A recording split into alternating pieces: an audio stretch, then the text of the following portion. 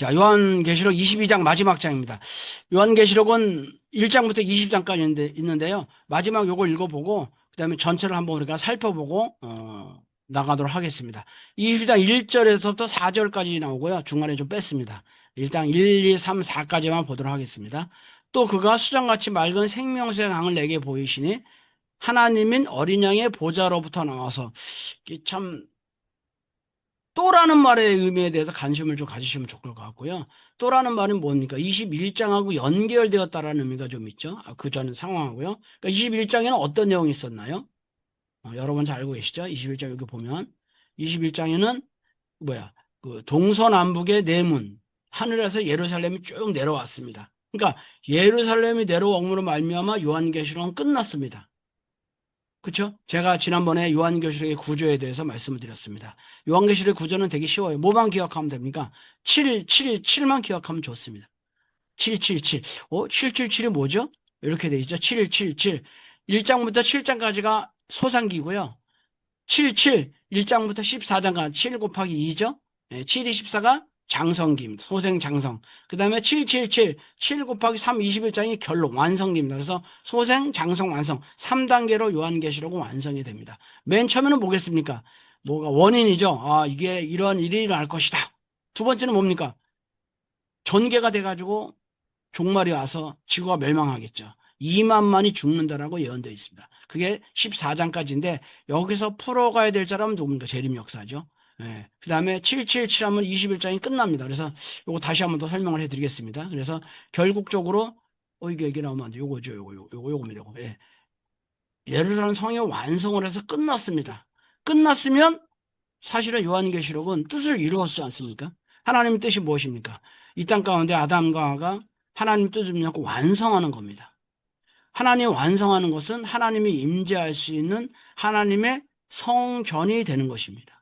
근데 아담과 하와는 타락해서 이루지 못했으니까 아담의 대신자로서 어린 양, 하와의 대신자로서 하나님의 어린 양의 신부를 세워가지고 하나님의 성전이 완성됨으로 그 성전을 신앙을 갖고 있는 우리가 너희들이 만들어라는 측면에서 하늘에서 예루살렘 성이 내려오는 것입니다. 쭉. 그래서 그걸 다 측량을 하죠. 측량한다라는 것은 너희들 이렇게 만들어라는 얘기거든요. 그래서 그러면 요한계시록은 끝났습니다. 끝났는데 왜 다시 22장이 시작됐을까요? 뭔가 전해주고자 하는 플러스가 있는 거예요. 그래서 또라는 말이 나오는 거예요. 또 그가 수정과 같이 맑은 생명에서 강을 내게 보이니 하나님의 어린 양이 보좌로부터 나와서 22장 2절 길 가운데 흐르더라. 좌우죠. 두 개죠. 생명나무가 있어 12가지 열매를 맺되 이거 누굽니까? 이거 누가 뭐 막 써놨는데 이거 취소해 주세요. 예. 맺되 달마다 그 열매를 맺고 그 나무 잎사귀들은 만국을 치료하기 위해 있더라. 하나님의 어린 양의 보좌가 도시 안에 있고 그분의 종들이 그분을 예비하며 그분의 얼굴을 볼 터이요 그 이름도 그 이마에 있으리라. 이 4장까지만 이렇게 쭉 읽었습니다. 이거는 누가 공유를 많이 했네. 이상해서 이거 공유 중지해야 되는데 제가 이거 어떻게 나갔다가 들어오면 잘 못하는데 이거 마우스로 했는데요. 이거 어떻게 안 되겠어. 그냥 가겠습니다.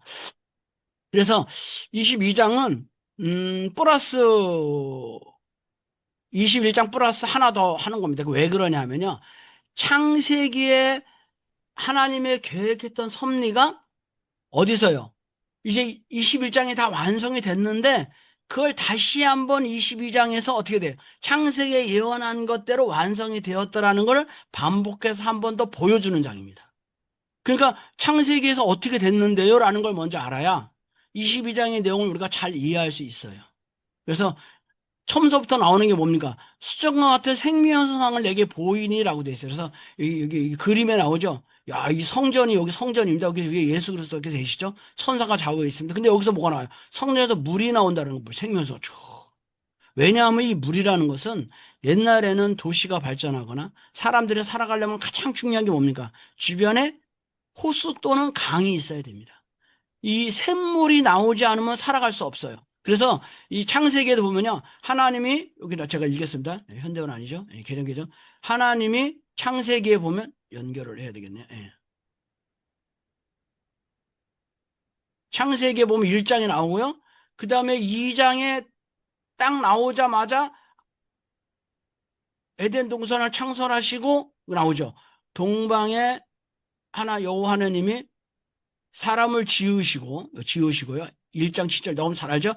코에 생기를 불어넣으시 사람이 생명이 된줄 알고 잘 아시죠? 아, 사람을 쫙 짓고 나서 코에다가 뭐예요? 여러분 생기가 무슨 뜻일까요? 생기. 이 히브리어가 참 지난번에 우리 교부장께서 말씀을 해주셨어요. 사람이 숨 쉴 때 어떻게 내쉬마, 이게 내삼아, 내쉰다, 내쉬잖아요. 그러니까 내쉰다, 내쉬마 하면은 이게 숨이란 뜻이고요. 내사마 하면 생기란 뜻이래요. 히브리어요, 여러분. 한번 여러분 히브리 한번 알아 한 단어 하나는 알아보면 좋으니까 성경 공부하니까 숨을 어떻게 해요? 내쉰다. 내사마 하면 왜 그건 생기입니다. 생기죠. 생기 여기 나오죠. 요한하는 흙으로 사람을 지으시고 코에 생기. 야, 이게 생명력이죠. 그 다음에 생명이 된 자라 숨 쉬는 거. 그런데 그래서 사람을 에덴 동산에서 창설했어요. 에덴 동산은 뭡니까? 보면은 하나님의 성전입니다. 하나님 머무는 곳이잖아요. 그렇죠? 우리 계시록에 나오지 않습니까? 아까 여기서도 읽었다시피 뭐라고 됐습니까? 하나님의 그의 얼굴을 볼 터이요. 또 뭐예요? 하나님의 어린 양의 보좌의 도시 안에 있고 그분들의 종이 그분을 예배하며 하나님의 안에 있는 거죠. 그렇죠? 2장에 하나님 만들어서 있습니다. 뭐가 이상하게 뜨네요. 있죠. 그래서 하나님이 여기 나옵니다. 동산을 창설하고 거기에 있어. 근데 그 다음에 에덴 동산을 만들고 창설하고요. 지으신 사람은 거기에 두니라. 맞죠? 거기에 뒀다는 얘기는 먼저 동산을 만들고 거기에 이렇게 뒀다는 얘기죠. 그런데 거기에 이제 나무가 나와 이제 선하게 알게 하는 나무와 이게 있습니다. 여러분 잘 알다시피 선하게 알게 하는 나무와 생명나무가 있어요. 근데 그 바로 있던 데부터 10장부터 어디까지요? 몇 절까지 있습니까? 야, 여러분, 그, 선하게 알게 하는 나무는 먹지 말라고 명령하기 전까지, 14장까지죠. 그러니까, 10절부터 14절, 4절에 거쳐서 뭐야? 강이 있다. 강이 있는데 하나가 아니라 네 강이 있다. 첫째 강. 첫째 강은 비손. 둘째 강은 뭡니까? 기혼. 셋째 강은 히데겔. 넷째 강은 유브라드라. 그러니까 강이 흐르는 강. 근데 강이 흐르는데 타락이란 말은 무슨 말이니까 한마디로 말하면요. 이 강이 메말랐다. 혹은 에덴 동산에서 아담과 하와가 3장에 쫓겨나게 됩니다. 여러분 3장에 보면요. 3장에 타락하고 나서 이렇게 쭉 맨 뒤에 가면 어떻게 됐습니까? 자, 여기 나오죠? 어, 이같이 하나님이 그 사람을 쫓아내시고 에덴 동산 동편에 그룹은 천사라 그랬습니다. 응?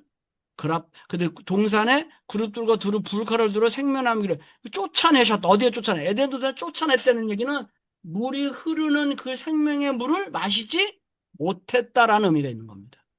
그래야 마시지 못하면 살아갈 수가 없잖아요. 그러니까 영적으로는 살아갈 수 없었기 때문에 그 저주의 내용 중에 하나가 뭡니까? 너는 흙이니 흙으로 돌아가라. 그겁니다. 그러니까 만약에 에덴 동산이 회복을 하게 된다면 어떻게 되겠습니까? 자, 이제 상상을 해보세요. 아, 첫 번째, 물이 흘러야 되겠죠. 그렇지 않습니까? 그러니까 뭐야? 아, 옛날부터 예언이 되어 있습니다. 이게 물이 흐른다. 이게 에스겔서에도 있고요. 다니엘서에도 있고요. 그 다음에 이사야서에도 나와요. 그래서 아, 수정같이 맑은 생명의 강을 내게 보이니라고 나오는 거예요. 근데 이 생명수가 어디서부터 나옵니까? 하나님인 어린 양의 보좌로부터 나오는 게 보좌가 여기 있죠. 아, 흐르는 거예요. 그러니까 하나님께서 에덴 동산을 창설하시고 나서 네 가지의 물을 보내신 것을 이제 회복하게 되었다라는 그런 의미가 되겠죠. 그 다음에 두 번째 회복하는 건 뭡니까? 근데 물이 어디 올래? 물이 참 재밌어요. 물이 길 가운데 흐르더라. 야, 여러분, 물이 길 가운데 흘러요. 왜 길 가운데 흐른다라고 얘기했을까요? 바깥에도 흐를 수도 있고, 산에도 흐를 수도 있잖아요. 아니면 물 뚫어 가면 되잖아요. 근데 길 가운데 흐르는 건 뭡니까? 옛날 사람들의 중요한 중에 하나가 뭡니까? 물을 먹을 때 어디서 먹어야 돼요? 옛날에 어디 가가지고 물을 이렇게 떠와가지고 집에다가 항아리에 두어서 먹었잖아요. 근데 그럴 필요가 없어요. 이제 문 밖에 딱 나가면 그냥 물이 흘러. 그 떠먹으면 되죠. 그러니까 얼마나 편해졌어요. 그러니까 금방 먹을 수 있다. 요새는 더 편하잖아요. 수도만 틀으면 나오잖아요. 칼칼칼이요. 그렇게 생각하면 옛날에 사고방식과 지금 건 똑같아요. 왜? 편하게 먹을 수 있는 건. 물을 틀고 나오잖아요. 그러니까, 야, 길 가운데로 흐르다는 얘기는 뭡니까? 어디든지 나가게 되면 물을 먹을 수 있다. 쉽게. 그전에는 그렇게 못했죠? 쉽게 먹을 수가 없었습니다. 야, 뜻이 이루어지면 쉽게 말씀을 접할 수. 언제든지. 근데 그 좌우에 생명나무가 있더라. 아, 좌우에 생명나무 두 개 있습니다. 우리는 창세기에는 어떻게 될까? 어떻게 되나? 여기 나오죠? 생명나무가 있고, 그 다음에 뭐가 있습니까? 2장에. 선하게 알게 하는 나무가 있었습니다. 야, 그러면은, 원래 회복이 된다면, 여기는 생명나무 있어야 되고, 여기는 선하게 알게 하는 나무가 있어야 되잖아요. 근데 왜 생명나무가 좌우로 있을까요? 그 이거는 이겁니다. 생명나무는 이해가 되잖아요, 완성. 근데 선하게 하게 나무라는 게 뭐예요? 아직 결정되지 않은 나무입니다. 맞습니까? 선으로 갈 수도 있고 악으로 갈 수도 있고 책임 분담에 따라서 선한 열매를 맺는 선거가 될 수도 있고 책임 분담을 못하면 악과를 맺는 거예요. 근데 완성이 되었으니까 어떻게 돼요? 여기는 하나님의 어린 양도 있고 어린 양의 신부가 있었어요. 근데 신부가 완성이 되셨잖아요. 그러니까 선 알게 하는 나무에서 선과죠. 선과를 여는 열매가 되었죠. 그러니까 선한 열매가 되었다는 얘기는 뭡니까? 선이라는 것은 빛이고 생명입니다. 그래서 이것도 생명나무가 되는 것입니다. 그래서 좌우에 생명나무가 두 개가 있는 겁니다. 그래서 이 생명나무가 있는데 뭐라고 됐습니까? 12가지의 열매를 맺되 몇 개예요? 12가지 열매를 맺는데 아니 좀 이상하지 않아요? 생각해 보세요. 하나의 나무에는 하나의 열매만 열려있죠. 한 종류의 열매만 맺어야 되죠. 한 종, 12가지니까요. 사과나무는 사과만 열려야 되죠. 사과나무에서 배가 열리면 돼요, 안 돼요? 안 되지. 사과나무에서 감이 열렸다, 이것도 안 돼요. 근데 여기는 생명나무인데 12가지 열매를 맺는데. 근데 또 재밌는 12가지가 나중에 보면 한 달에 한 번씩 맺어요. 여기는 그게 안 나왔네? 여기 나오는데? 여기 빼먹었네, 중간에. 22장에 한 달에 한 번씩. 야, 한번 볼까요? 원본을 봅시다, 원본. 원본을 봐야 돼. 계시록 22장. 이렇게 딱 하면 22장이 딱 나옵니다. 야, 여기도 그냥 나오네. 12가지, 여기도 똑같이 나오네요. 여기 나오네. 미안합니다. 잘 못 읽었어요. 좌우에 생명나무가 12가지 열매를 맺되 달마다 열매를 맺고. 야, 좀 신기하잖아요? 달마다. 원래 열매를 맺으려면 1년이 지나야 되죠. 그렇지 않습니까? 봄에 꽃이 피든 가을에 꽃이 피든 꽃이 펴서 수정이 돼서 열매가 자라나서 1년에 한 번 열매가 딱 나오죠. 근데 뭐야? 달마다 열매 얼마나 빨라요? 왜? 의도가 있죠? 야, 복귀되고 나서는 회복되고 나서는 처음 것보다 창세기에 나오는 것보다 훨씬 더 12배 더 결실이 있었다. 이 얘기를 하려고 하는 거죠. 이게 계시록에서 얘기하는 주장이에요. 그러니까 뭐 창세기를 알지 못하면 계시록을 알 수 없는 거예요. 연결돼 있습니다. 근데 또 뭐가 연결돼? 재밌는 거는 뭡니까? 12가지 열매를 맺고 또 재밌는 거 뭐예요? 그 뒤에 겁니다. 그 나무의 잎사귀들은 만국을 치료하기 위해 있더라. 야, 갑자기 이파리가 왜 나옵니까? 어? 열매를 먹는 거는 이해가 되는데 여태까지 한 번도 잎사귀에 대한 얘기가 계시록 1장부터 20 한 번도 얘기 없었어요. 식물이 뭐 줄기가 어쨌고 가지 뭐 있고 좀 나는데 뭐 12가지 열매 이거는 이해가 되는 잎사귀 왜 나왔을까요? 여러분 창세기에 보면 여러분 알죠? 창세기 3장에 뭐라고 되어 있습니까? 예? 창세기 3장 아담하가 타락하고 나서 뭐예요? 하나님 앞에 섰는데 뭐예요? 부끄러웠기 때문에 뭐였습니까? 가렸다. 그래서 하나님께서 딱 보고 알았어요. 여기 나오죠. 3장 7절에 이에 그들의 눈이 밝아져 자기들이 벗은 줄 알고 무화과 잎을 엮어 치마로 삼았더라. 야, 선악과를 따먹으면 눈이 밝아지니까 이걸 알게 됐어요. 근데 이것을 가리는 용도가 뭡니까? 무화과 나무 잎이에요. 그래서 이파리라는 건 모해를 상징하는 거예요. 야, 이거는 자기의 수치를 가리고 부끄러움을 가리는 그러한 용도가 성경에 있었다는 거예요. 그러면 이제 복귀가 되면, 회복이 되면 어떻게 돼요? 그 이파리가 거꾸로 되는 거예요. 나의 부끄러움을 가리는 것이 아니라 뭐가 돼 있습니까? 만국을 치료하기 위해 있더라. 언제 복귀가 되셨죠? 잎사귀가 나를 치료해 준다. 열매가 완성이 되는데 거기에 잎사귀는 나를 그렇게 생각하면 창세기하고 계시록은 딱 연결되어 있다고 얘기할 수 있겠죠. 이게 원래 그렇게 돼 있는 겁니다. 그래서 거기 가면 그 안에 들어가니까 하나님 어린 양의 보좌가 있고 도시가 있고 도시가 보좌가 있고 보좌가 도시 안에 있고 그분의 종들이 그분을 예배하고 근데 얼굴을 볼 때요. 원래 이 타락한 인간은 하나님의 얼굴을 못 보게 돼 있거든요. 원래 볼 수 없는 분이라고 했어요. 근데 본다. 얼굴을 본다라는 건 뭡니까? 그분에 대한 생각과 표정과 심정을 안다라는 거. 우리가 얼굴 본다 그러니까 눈으로 반짝해서 왜 이렇게 이렇게 이것도 아는 거지만 얼굴을 살핀다는 얘기는 뭡니까? 그 사람이 가지고 있는 특성을 내가 안다라는 거죠. 그 사람 지금 웃고 있는지 울고 있는지 그렇지 않습니까? 아름다운 모습을 하고 있는지 추한 모습을 하고 있는지. 근데 우리는 어떤 모습을 상대방에게 보이기를 원합니까? 아름다운 모습을 보기를 원하겠죠. 그러니까 하나님이 자기를 공개했다는 얘기는 뭘 의미합니까? 난 이제 자랑스럽게 모든 걸 완성했다라는 그런 의미가 있겠죠. 어떻게 보면요. 응? 그래서 그분을 예배하고.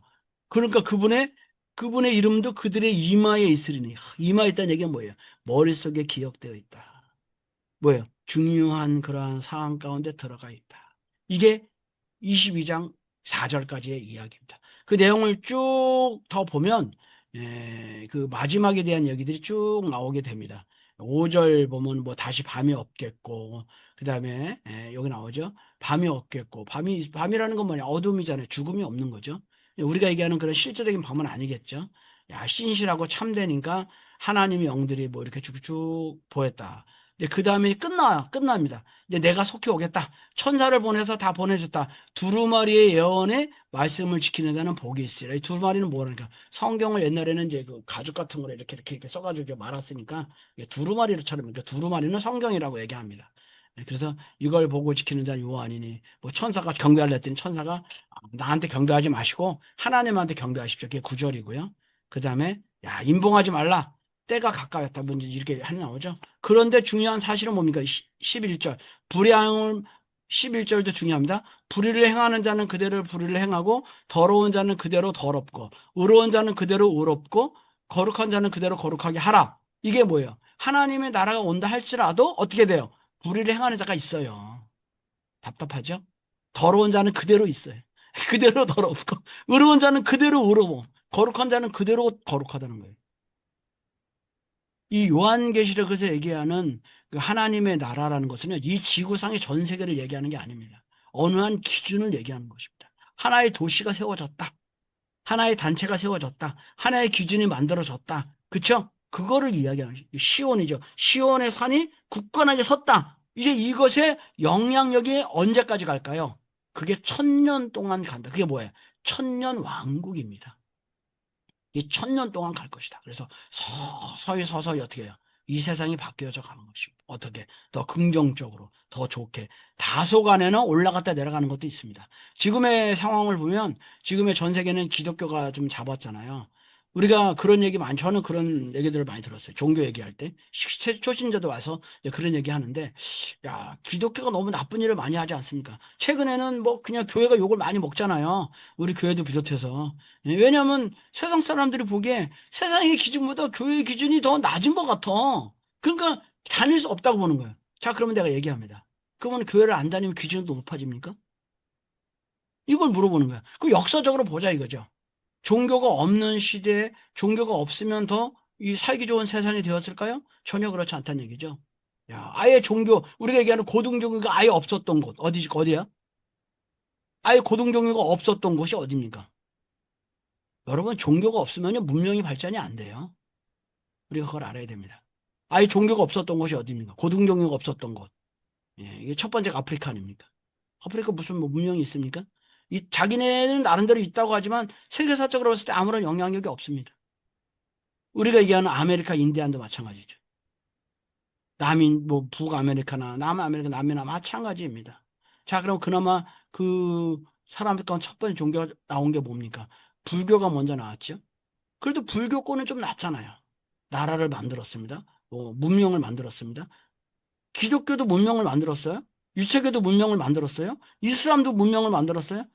천주교도 문명을 다 만들었어요. 근데 지금에 있어서 뭐가 더 우선입니까? 그래도 나름 하늘의 섭리가 함께하는 우리가 많이 욕을 하는 그 얘기를 들어보면요. 상상을 초월합니다. 이 개신교 역사도 보면 종교 재판이 있었고요. 뭐 말도 할 수 없어요. 그럼에도 불구하고 100년 전만 돌아가도 이 교회가요, 교회가 뭔가 이렇게 많이 배고플 때는 정말 열심히 살았는데, 뭔가 돈이 쌓이고 권력을 잡기 시작하면 이 교회는 타락하기 시작합니다. 상상할 수 없습니다. 그런 일이 많이 벌어졌잖아요. 그렇게 봤을 때 이게 좀 더 이렇게 거듭나고 이게 그런 과정을 거치는 겁니다. 그래서 점점 좋아지는 겁니다. 그래서 오늘날 볼 때 앞으로의 시대는 뭡니까? 라고 영성의 시대라고 생각하게 된다면 여기서 얘기하는 것처럼 야, 새 말씀이 어서부터 성전 보좌에서 물이 내려온다. 저는 그게 원리의 말씀이다라고 저는 생각을 합니다. 그대로 살아가야 됩니다. 그래서 그대로 거룩하게 돼요. 그래서 내가 속히 오리니 갚아주겠다. 그러면서 14장이죠. 결론은 뭡니까? 나는 알파요 오메가다. 처음과 나 왜? 창세기대로 실현했다. 맞죠? 마지막이요. 시작과 마침이죠. 그래서 결국은 두루마리라는 건 이 사람의 행실을 얘기하잖아요. 두루마기를 빠는 자들은 복이 있습니다. 두루마기 빤다는 얘기예요. 말씀으로 새롭게 무장해서 주님의 뜻 가운데 살아가는 사람들이겠죠. 그들은 뭡니까? 생명나무에 나아간다. 그러면서 또 한 번 또 강조합니다. 아까 한 번 또 얘기했잖아요. 어디요? 그 11절에 불의한 자를 얘기했는데 또 한 번 얘기해. 15절에 개들과 점술가든가 음행과 살인자 우상숭배자 거짓말 이런 사람 다 성 밖에 있으리라. 그렇죠? 하나님의 주관 것 밖에 있다.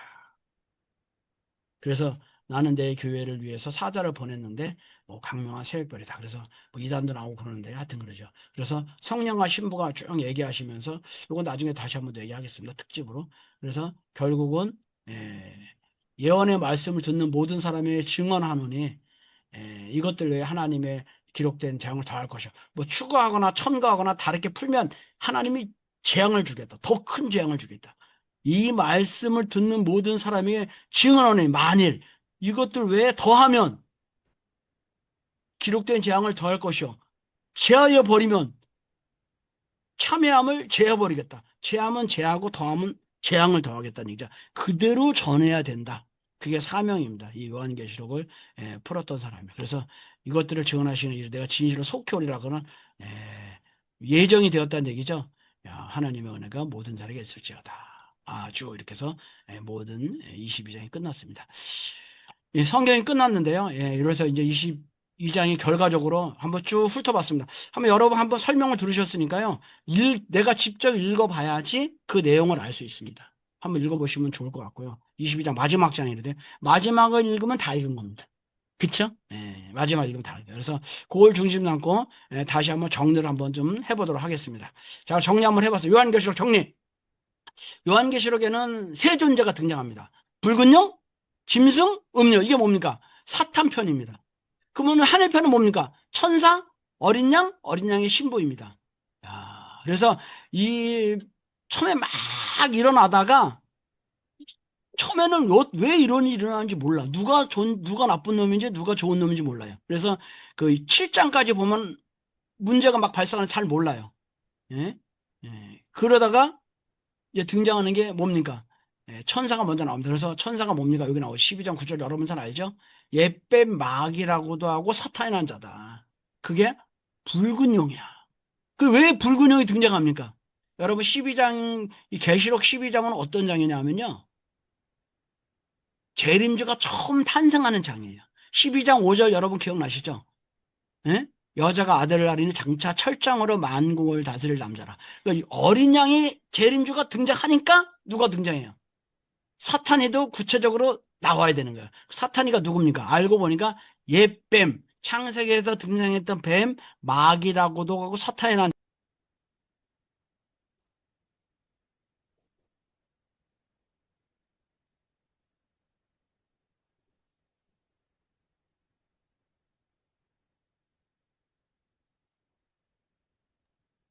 박사님, 마이크 꺼져 있어요. 죄송합니다. 예. 아까 누르다가 살짝 꺼졌습니다. 예. 다시 켰습니다. 그래서 여기 돼 있고요. 그래서 이 붉은 용이 짐승 같은 사람, 왜? 이성이 없는, 이 짐승의 뜻은 뭐냐면요. 이성이 없는 존재예요. 그러니까 인간의 영과 육으로 있잖아요. 영을 빼버리면 육신이 되잖아요. 그 사람을 우리는 짐승이라고 얘기합니다. 영적인 존재가 없는 존재죠. 그걸 짐승이라고 얘기합니다. 그러니까 부끄러움, 그 짐승은 뭡니까? 중요한 사실은요, 부끄러움을 몰라. 자기가 잘못했는데 잘못하면 수치감이 없어요. 벗어도 부끄러움이 없는 거야. 그게 고요. 두 번째는 부끄러움 모르는 거예요. 이성이 남을 돌보지 않습니다. 자기중심적이 되죠. 짐승은요. 그리고 잔악하고 포악합니다. 이게 큽니다. 그러다 보니까 뭐 결국 뭐야 쾌락주의로 가고 이런 것이 있죠. 그래서 짐승은 부끄러움을 모르는 게 가장 큰 거고요. 성경에 나는요. 그 다음에 자기중심적이고요. 그래도 잔악하고 포 이거 있습니다. 근데 알고 보니까 비밀이 있어요. 비밀. 이 짐승 위에 올라탄 사람이 있어. 알고 보니까 짐승이 모든 것을 끝인 줄 알았는데 계시록 17장 5절에 뭐라고 돼 있습니까? 야, 내 비밀 하나 알려줄게. 한번 여기 직접 보겠습니다. 17장 5절. 야, 뭐요? 그 이마에 이름이 기록돼서 비밀인데 뭐예요? 큰 바벨론이라 땅의 음녀와 짐승한 것들이 가증한 어미라. 왜? 음녀가 있는 거예요, 음녀. 그래서 이거 쭉 보니까, 진짜예요? 보니까 3절에 성령이 나를 데리고 광야로 가라. 내가 보니 여자가 붉은빛 짐승을 탔는데, 그렇죠? 여자가 딱 있네요. 여자가 붉은빛 짐승을 탔다는 거죠. 야, 짐승에 보면 하나님 당연하죠. 그러니까 그 짐승 여자가 뭡니까? 땅의 음녀다라는 얘기입니다. 그래서 음녀가 딱 등장을 하는 거예요. 그래서 음녀는 뭡니까? 하와가 타락한 존재죠. 그래서 여러분 이게 19장에 어린 양의 아내를 보인다고 이렇게 나오는데 이 19장에 보면은 잠깐 19장이 중요합니다. 앞에 나오죠. 허다한 무리가 있는데 19장이 무슨 장인지 먼저 아셔야 되겠죠. 여러분 잘 알다시피 어린 양의 혼인잔치 얘기예요. 혼인잔치. 그러니까 어린 양의 혼인잔치가 있기 전에 뭐 해야 될까요? 생각해 보세요. 제가 막 음료를 얘기하는데 어린 양의 혼인잔치가 있기 위해서 첫 번째 해야 되는 일은 뭐냐 하면요. 여기 나오죠. 큰 음료를 심판하는 겁니다. 그래야 혼인이 되는 거예요. 그 심판한다는 얘기는 뭡니까? 가서 없애는 걸 얘기하는 걸까? 그게 아닙니다. 심판은요. 다 모든 걸 드러내는 겁니다. 그렇죠? 밝히는 겁니다. 빛으로서. 다 드러내는 게 하늘의 심판입니다. 나중에 또 나옵니다. 하여간. 그래서 어린 양이 신부로 보여서 결국은 결론은 뭡니까? 요한계시록은 21장이죠. 사회기대를 이루는 것입니다. 하나님 성령이다. 요게 결론입니다. 자, 그러면 그렇게 생각해 볼 때 한 10분밖에 안 남았는데요. 요한계시록하고 창세기를 다시 한번 이렇게 좀 이렇게 비교를 한번 해보려고 합니다. 제 책에 나왔는데요. 이렇게 쭉 썼습니다. 그래서 이게 비교를 해보면 너무 이게 몇 가지가 25가지 정도가 넘는데요. 어떤 제가 찾아보니까 이 위에도 많이 있더라고요. 많이 있어요. 그래서 한 뭐 30가지 정도가 비교가 됩니다. 예를 들면은 하나님의 천성은 7일 동안 됐잖아요. 그것처럼 7개의 편지로 시작하는 거예요. 똑같은 7입니다. 7. 그렇죠? 그 다음에 하나님이 안식했습니다. 그러니까 인간의 안식을 해요. 왜? 인간의 타락함으로 말며 안식할 수 없었어요. 근데 이제 회복이 되니까 안식이 되죠. 하늘과 땅은 새하늘과 새 땅인 거예요. 에덴 동산은 거룩한 성 예루살렘이라. 야, 그렇죠? 위에서 내려오는 하늘과 땅. 에덴 동산은 하나님의 예루살렘인 거예요. 하늘과 땅은 새하늘과 새 땅으로 되고요. 에덴 동산의 강은 생명수의 강이 되고 창세기에 나오는 원래 아담과가 완성했다라면 하나님의 남편, 하나님의 아내, 그렇죠? 하나님을 닮은 남편과 아내가 됐는데 그것이 뭡니까? 어린 양과 신부다라고 딱 나오는 거죠, 다르게. 이게 나옵니다. 그래서 창세기에는 선악과를 따먹지 말아라라고 했습니다. 그렇지만 여기는 뭐야? 풍성한 열매, 달마다 열매가 열린다. 야, 더 많이. 먹으면 죽는다 그러는데 여기는 뭐 사망이 없고요. 생명나무는 금지된다는데 허락된 나무가 되고 나오죠. 여기는 타락은 뭡니까? 하나님의 말씀을 더한 거예요. 따먹으면 더 눈이 밝아져. 그렇죠? 하나님처럼 될 거야. 이렇게 얘기한 것을 거꾸로 어떻게 돼요? 그런 사람은 심판한다. 이제 사탄의 심판을 얘기한 것이죠. 타락으로 말미암아 죄와 슬픔과 고통이 시작되었다는 거 3장 16절에 죄와 슬픔과 고통이 이제 끝난다. 너 그런 거 있죠? 예. 그래서 이제 중요한 거 3장 17절. 야, 이거 3장 7절에 타락은 뭡니까? 여러분, 이 인간의 가장 그 덕목 중에 하나가 그겁니다. 여기 이 계시록에는요. 뭐냐면 벌거벗었다라는 겁니다. 자기의 수치를 모르는 게 가장 큰 죄악이에요. 그러니까 타락한 거는 뭐냐면 이게 벌거벗은 그러니까 뭐 잎사귀가 필요하잖아. 여기 잎사귀를 쓰지 않았습니다만은. 예? 그러니까 뭐 여기는 뭐 음료를 벌거벗게 한다는 얘기 뭐야? 죄악을 드러내게 한다는 거예요. 우리가 가장 고통스럽고 가장 힘든 게 뭡니까? 못 먹어서가 아니고요. 힘들어서가 아니고 자기의 죄악이 노출되는 게 가장 부끄러움을 드러내는 게 가장 수치롭지 않습니까? 그거죠. 하늘의 빛의 세계거든요. 그러니까 야, 이 아담과 하나 타락함으로 말미암아 가렸어. 이 세상의 모든 것은 어둠이에요. 왜? 타락은 자기가 보이고 싶지 않아. 자기의 그런 개인적인 것도 시작해서 집단도 국가도 그 부끄러운 것들은 다 비밀로 해가지고 보일 수 없게 해놨어요. 그렇지만 완성된 세계에 되면 비밀은 다 투명해집니다. 왜? 하나님 빛의 세계니까. 그래서 이 나라가 잘 살고 못 살고 할 때 선진국은 이런 얘기 많이 해요. 투명성 지수를 얘기합니다. 얼마나 더 투명한가. 자, 부부에도 마찬가지입니다. 남편과 아내가 있어요. 서로 숨기는 것이 많다. 그럼 어떻게 돼요? 그 가정은 순조롭지 못합니다. 서로 간에 잘 의논해야 되잖아요. 서로 간에 비밀이 없어야 돼요. 최소한도 어떻게 부부 사이에는 신체적인 것, 그 다음에 경제적인 것, 그 다음에 그렇죠. 요즘에 각자의 프라이버시가 있긴 하지만 그 프라이버시는 뭐야? 강제적으로 서로에 대해서 침해하지 말라는 것이죠. 그러나 올바른 가정은 뭡니까? 알아서 서로 공유합니다. 물질을 공유하고 삶을 공유하고 그렇지 않습니까? 이게 투명하지 않은 거잖아. 투명한 거잖아요. 그거 얘기하지. 그래서 그걸 얘기해. 음료를 벌거벗게 함. 뭐야? 고통을 드러낸다. 그러니까 뭐야? 야, 이 숨기는 사람은 두려움이 있지만 여기는 밤이 없다. 왜? 우리 거리낄 것이 없어요. 뭐 그런 거 있습니다. 야, 사탄으로 타락으로 사탄이 활동하지만 여기 사탄이 패배가 되고요. 하나님의 얼굴을 볼 수 없게 돼 있어요. 왜? 그 우리가 어두우면 하나님을 찾아갈 수가 없어요. 왜 하나님은 나의 기도를 안 들어주시나? 여러분, 잘못된 기도는 들어주지 않고요. 어두운 기도는 들어주지 않습니다. 하나님 보고 싶어도 못 봐요. 그러나 그날이 되면, 내가 복귀가 되면 하나님의 얼굴을 본다. 아까 말씀했죠? 야, 그래서 너희들은 심판을 할 거다. 그러면 여기는 심판을 집행하고요. 뭐 이렇게 서로가 돼 있어요. 저주를 선언하면 여긴 저주가 제거가 되고요. 거꾸로죠? 야, 눈물로 저 항상 슬퍼. 여기는 뭐야? 항상 기뻐. 눈물을 씻겨줘. 위로해줘. 그래서 예수님도 그런 얘기 했잖아요. 누구한테 위로받는 게 좋겠습니까? 우리는 그 얘기 많이 해요. 위로를 받는다. 누구한테 위로받는 게 좋아요? 예, 여러분. 예. 옆 사람한테 위로받는 게 좋습니까? 목사님한테 위로받는 게 좋습니까? 가장 위로받는 건 누구예요? 자기의 배우자한테 위로받는 게 좋죠? 더 나아가서는 아들한테 위로받으면 더 좋겠죠. 근데 진짜 위로받으려면 누구한테 위로받아야 돼요? 하나님에게 위로받는 게 좋은 거예요. 그걸 얘기를 하는 거예요. 하나님이 우리를 위로해 주신다. 그 나오잖아요. 야, 하나님이 나를 온유한 자는 땅을 기업으로 받고. 그쵸? 예. 저희가 위로를 받을 것이며 애통하는 자는 복이 있나니 저희가 위로를 받을 것이요. 우리가 하나님에게 위로를 받는 것보다 좋은 건 없습니다. 그렇죠? 그 다음에 말씀의 계명을 하고요. 야, 하나님의 말씀을 듣지만 이제는 성령과 신부의 말씀을 듣습니다. 참 이게 참 재밌어요. 성령과 신부의 말씀. 왜 어린 양과 신부라고 얘기 안 했을까요? 마지막에 전이가 되게 궁금했어. 어린 양과 신부의 말씀이 나면 좋은데 왜 성령과 신부라고 했을까요? 왜? 시대가 달라지는 겁니다. 이제는 성령은 뭐고 신부는 뭐예요? 우리가 뭐 예수님 우리가 그러잖아요. 초림 독생력 성령만 얘기하잖아요. 실체 성령. 근데 왜냐면 이 성령이라는 건 하나의 존재가 아니에요. 그게 나오는 게 계시록 21장에 나와요. 여러분 잘 알다시피. 왜냐하면 거룩한 성 예루살렘을 보여주시는데 누가 보여줍니까?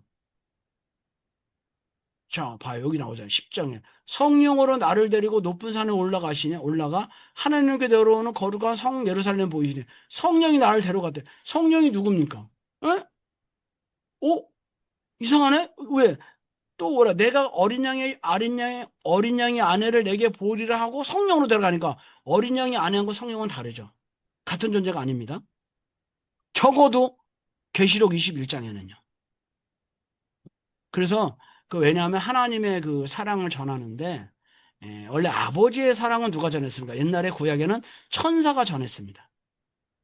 천사가 다 했어요. 그러다가 예수님이 오셨으니까 천사의 활동은 싹 없어져 신약에서. 그럼 누가 대신 전합니까? 주님이 오셔서 다 역사를 합니다.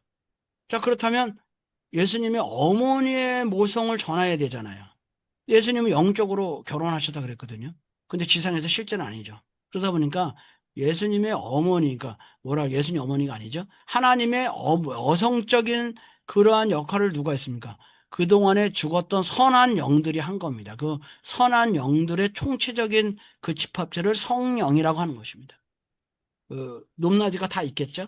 그래서 이 계시록에 보면 성령이 많이 나옵니다. 천사가 많이 나오죠. 레벨이 많이 나오고.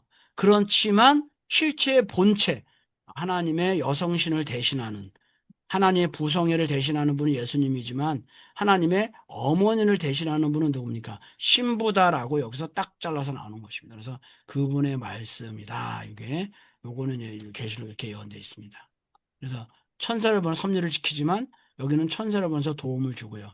밑바닥에서 시작하죠. 야, 우리는 밑바닥에서 시작해야 된다. 왜? 타락했으니까 뭐 흙에서부터 밑바닥에서 스스로 땀을 흘려야 먹잖아요. 근데 여기는 뭐예요? 왕노릇하니까 위에서부터 올라가요. 그게 여러분 시대적 혜택이에요.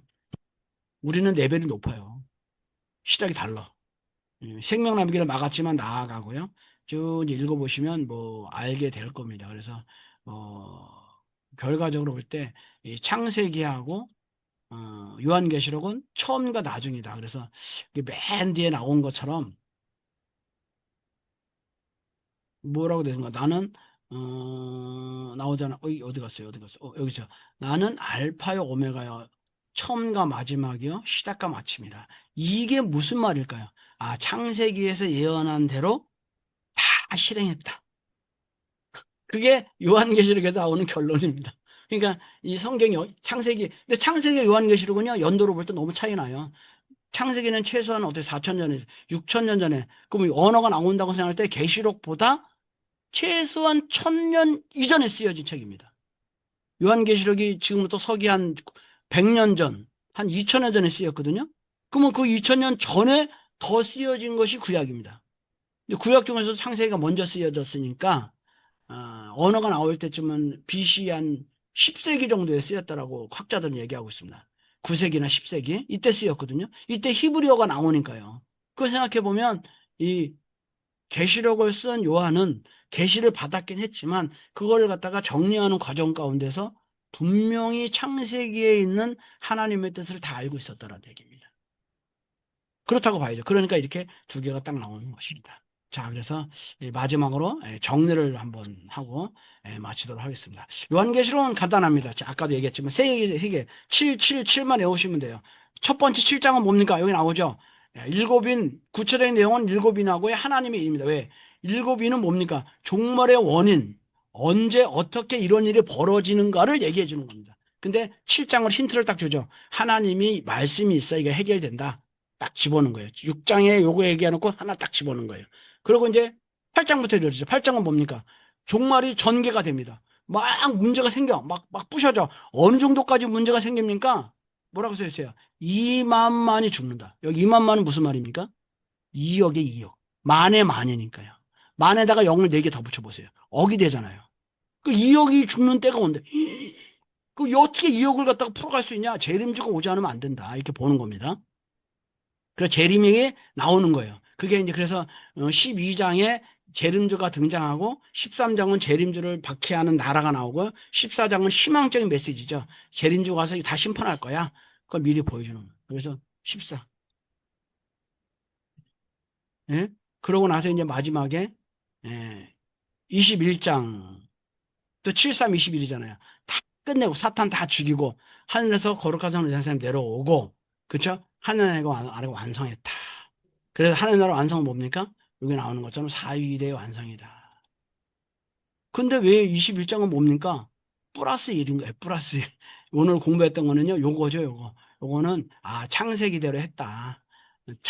사람들이 잘 모를 것 같으니까 다시 한번 내 뜻이 아니고 내가 마음대로 한 게 아니라 처음부터 했던 것을 이제 완성했다는 그런 의미가 있는 거예요.